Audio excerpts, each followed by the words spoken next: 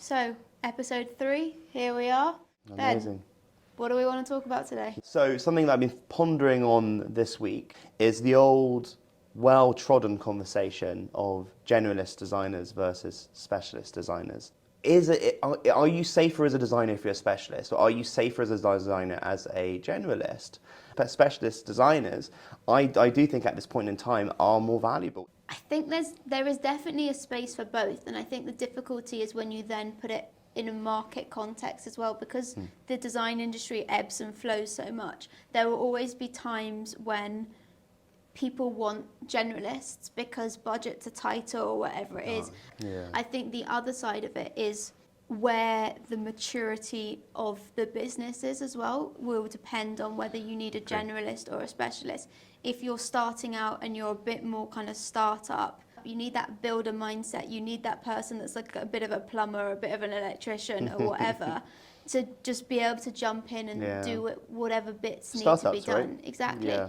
And then as you progress, as your team grows, you more naturally get the more specialists in there that will go a little bit deeper. There is no ceiling. You can always, that's the thing about design, and that's what's so wonderful about being in, I think, our industry, is there is no ceiling. You can constantly grow, which on the flip side of it creates this insecurity, I think, which goes back to what we were talking about earlier about job security.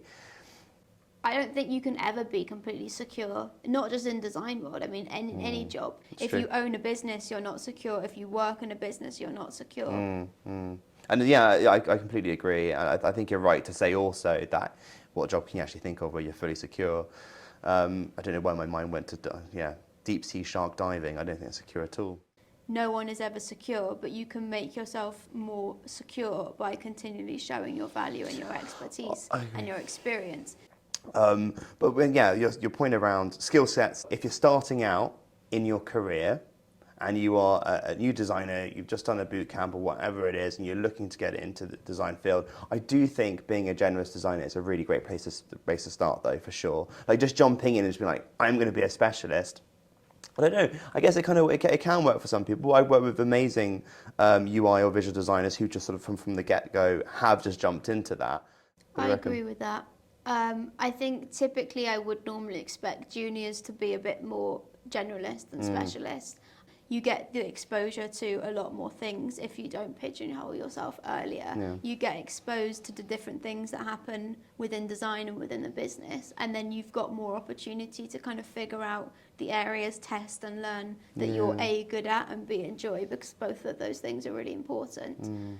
I think where people specialize quicker is typically where they've got some sort of historic background in that. So if they come into the digital world from graphic design, for example, they'll typically get quicker towards being more visual because they've already got that background and that skill set, and it feels more comfortable and more natural for them. I've been thinking a little bit though around from a visual perspective. Like, do you think in the industry, it's a really difficult question to answer about, I guess, deep level of research, but is there a lack of kind of in our industry of like, I want to say almost kind of respect or education or acknowledgement of great visual principles, and exploring that more and celebrating it more? Because when you work with a fantastic visual designer who can really make the ideas sing, the little interactions which really begin to get people really excited about this idea. And I think it's that space which,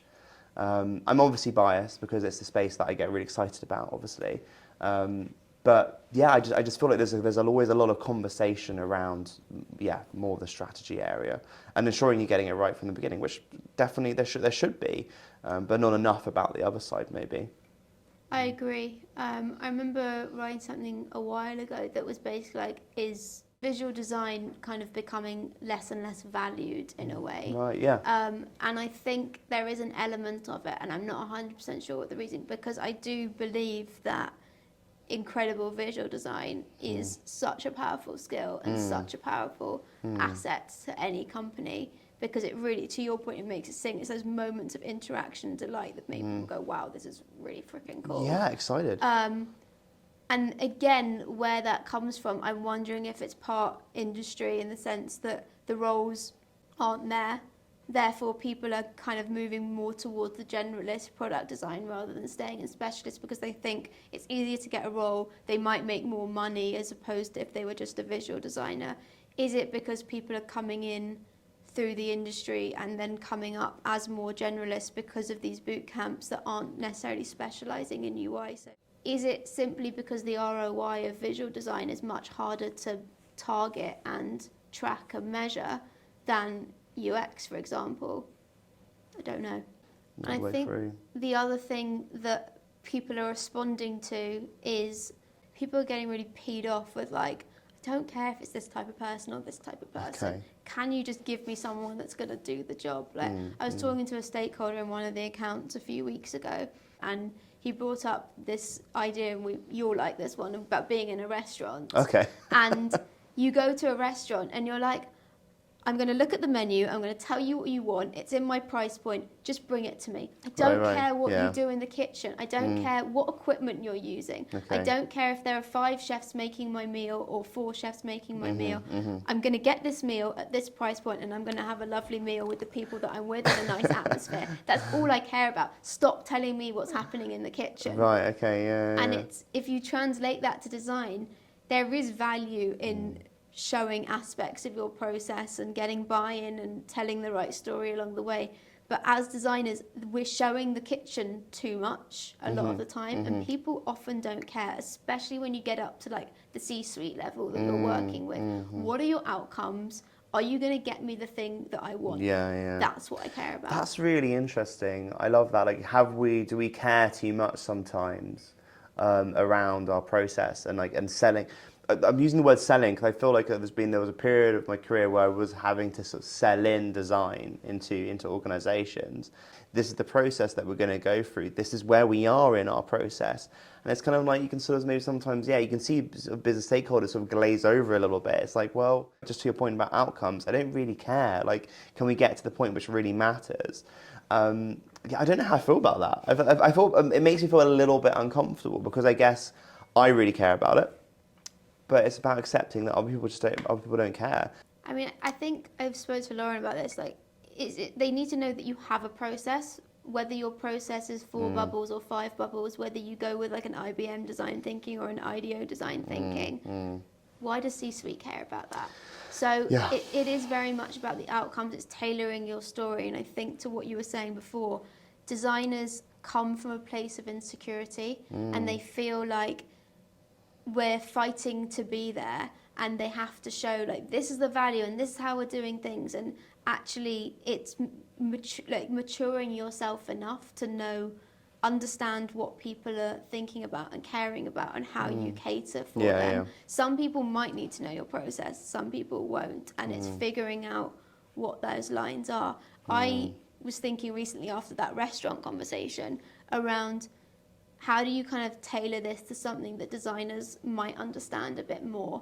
And the thing that popped into my head was a service blueprint, right? Right. Think about a blueprint where you have your line of visibility.